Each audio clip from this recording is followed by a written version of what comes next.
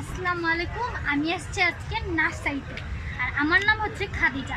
আপনারা জানেন না আমার ভিডিও কত ভাইরাল, তার জন্য আমি আপনাদের আজকে নার্সারি পুরোটা গাছ পুরোটা নার্সারি আমি আপনাদের ঘুরাবো, আর এবং ক্যাকটাস গাছ, ফুল গাছ, ফল গাছ আপনাদের আমি সব দেখাচ্ছি।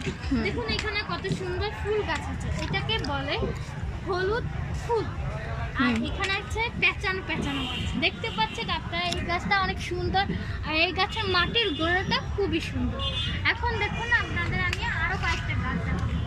ওইখানে আছে, দেখতে পাচ্ছেন ওইখানে আছে একটা শীতল গাছ।